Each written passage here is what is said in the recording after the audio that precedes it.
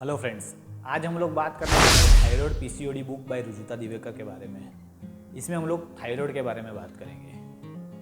Thyroid hormone में imbalance होता है, वो प्रॉब्लम है। थायराइड ग्लैंड का कोई प्रॉब्लम नहीं है। देखिए, थायराइड ग्लैंड तो बहुत ज़्यादा ज़रूरी है। जब बेबी पेट में होता है, 4 वीक्स ऑफ जेस्टेशन जब होता है, तभी ये थायराइड बनना चालू हो जाता है। तो वो बेबी का ग्रोथ एंड डेवलपमेंट में बहुत ज़्यादा ज़रूरी है और बहुत ज़्यादा इम्पोर्टेंट। तो थायराइड ग्लैंड को ब्लेम करना बंद कर दीजिए। थायराइड ग्लैंड या थायराइड हार्मोन में प्रॉब्लम होंगे या है, उसकी वजह से मेरा वेट लॉस नहीं हो रहा है, ऐसा कुछ भी नहीं है। थायराइड की वजह से मैं हेल्दी नहीं हूँ, वैसा कुछ भी नहीं है। थायराइड ग्लैंड जो होता है वो मेटाबॉलिज्म बॉडी का अच्छा रहे उसमें मदद करता है। अगर मेटाबॉलिज्म में प्रॉब्लम है तो आप कभी वेट लॉस नहीं कर पाओ। हाइपोथायरॉयडिज्म में मेटाबॉलिज्म कमज़ोर होता है, हाइपरथायरॉयडिज्म में बहुत ज़्यादा हो जाता है। तो ये मेटाबॉलिज्म को बैलेंस करने के लिए थायराइड का फंक्शनिंग बहुत ज़रूरी होता है। अब थायराइड हार्मोन क्या है?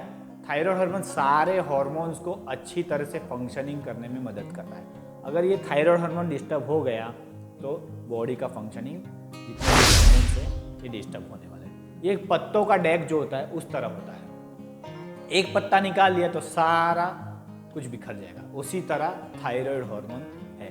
थायराइड में प्रॉब्लम आ गया, सारा कुछ डिस्टर्ब। थायराइड का जो प्रॉब्लम है वो अधिकतर फीमेल्स में देखे गए, प्रेगनेंसी में और मेनोपॉज में। मैंने बताया कि प्रेगनेंसी में बेबी को थायराइड बहुत ज़रूरी है। तो मदर का जो थायराइड ग्लैंड है वो बेबी का थायराइड और मदर का, ये दोनों को अच्छी तरह से फंक्शन करने के लिए ज़्यादा काम करता है। तो बॉडी उस तरह से काम करने लग जाता है। डिलीवरी के बाद क्या होता है, मदर का स्लीप प्रॉपर नहीं होता है, बेबी के पीछे लगे रहते हैं, फैमिली कोर्स में लगे रहते हैं, तो उसकी वजह से थायराइड अपना प्रॉपर फंक्शनिंग पे नहीं आ पाता। इसके लिए पोस्ट प्रेगनेंसी थायराइड ज़्यादातर रह जाता है। तो इसको हम रिवर्स कर सकते हैं। इसको रिवर्स करने से पहले थायराइड के बारे में जानना ज़रूरी है। T3 T4 आपने सुना होगा, आपने अपने ब्लड रिपोर्ट्स में देखा होगा। ये थायराइड के लिए ज़रूरी है। इससे ज़्यादा ज़रूरी आयोडीन और टायरोसिन के बारे में जानना ज़रूरी है। आयोडीन तो आपको पता है नमक से मिल जाता है, लेकिन कई फूड्स होते हैं जिससे आयोडीन मिलता है, वो हम लोग अवॉइड कर देते हैं वेट लॉस के चक्कर में। इसकी वजह से आयोडीन अच्छी तरह से नहीं मिलता है। और एक चीज़ है टायरोसिन। टायरोसिन एक प्रोटीन है। अभी आयोडीन और टायरोसिन जो प्रोटीन है, आयोडीन और टायरोसिन दोनों अच्छी तरह से मिलके काम करेंगे, तभी थायराइड का फंक्शनिंग अच्छा होने वाला है। अब समझो आयोडीन है लेकिन प्रोटीन अच्छी मात्रा में नहीं है, तो टायरोसिन को डिस्टर्बेंस होने वाला है। प्रोटीन भी लेना ज़रूरी है। अच्छी क्वालिटी का वे प्रोटीन लेना बहुत ज़रूरी है। अगर आपके डाइट में से पर्याप्त मात्रा में प्रोटीन मिल रहा है तो वे प्रोटीन की ज़रूरत नहीं है। अभी आयोडीन जो है वो मेटाबॉलिज्म में बहुत ज़्यादा ज़रूरी आता है। Without proper iodine weight loss नहीं आने वाला है। तो फोकस कहाँ करना है? प्रॉपर आयोडीन पे और प्रॉपर प्रोटीन पे।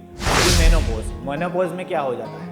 मेनोपॉज में इस्ट्रोजन और प्रोजेस्टेरोन, ये दो हार्मोन जो है जो फीमेल्स में होते हैं ज़्यादा मात्रा में। इस्ट्रोजन तो अच्छा है लेकिन प्रोजेस्टेरोन बहुत कम हो जाता है। इसकी वजह से थायराइड का फंक्शनिंग डिस्टर्ब हो जाता है, क्योंकि थायराइड मैंने जैसे बताया कि सारे हार्मोन्स को रेगुलेट करने में मदद करता है। तो ये डिस्टर्ब हो गया। इसके लिए आपने देखा होगा हमारी मदर्स होते हैं या हमारे घर में जो ओल्ड एज मेंबर्स होते हैं, वो अगर थायराइड नहीं है फिर भी चिड़चिड़े हो जाते हैं, हड्डियों में दर्द होता है, घुटनों में दर्द होता है। तो उसका एक कारण थायराइड हार्मोन की फंक्शनिंग का प्रॉब्लम भी हो सकता है। ज़रूरी नहीं है कि ये ब्लड रिपोर्ट में आपको दिखाए। थायराइड होम्योस्टेसिस ऑफ कैल्शियम और ग्लूकोज में ज़रूरी है। मतलब कैल्शियम और ग्लूकोज का बॉडी में अच्छा बैलेंस।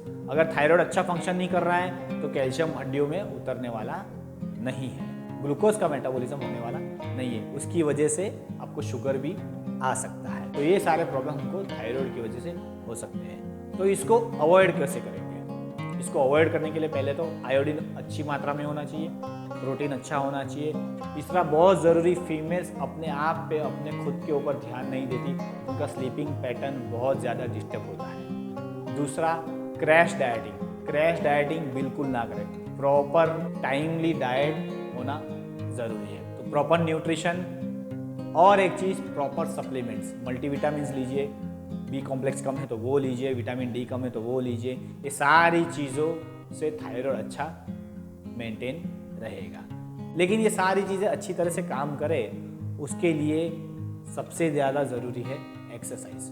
फीमेल्स एक्सरसाइज अवॉइड ज़्यादातर करती है, तो एक्सरसाइज प्रॉपर ट्रेनिंग प्लान के अनुसार करना है। अगर आपको घुटनों में दर्द है, अगर आपके पेरेंट्स एजेड है, उनको थायराइड है और वो घुटनों में दर्द है फिर भी ट्रेडमिल पे चल रहे हैं, अगर आपका ट्रेनर ट्रेडमिल पे चलने के एडवाइस कर रहे हैं, आपको घुटनों में दर्द है, तो वो चीज़ गलत है। नॉन वेट बेयरिंग एक्सरसाइज करें। एक्सरसाइज के बारे में कैसा करें, कितना करें, ये सारा मैंने पिछला जो वीडियो है मेरा don't lose out workout book review के बारे में, उसमें थोड़ा डिटेल में एक्सप्लेन किया है, तो आप मेरा पिछला वीडियो जाके देख सकते हो। सबसे ज़्यादा ज़रूरी क्या है गाइस?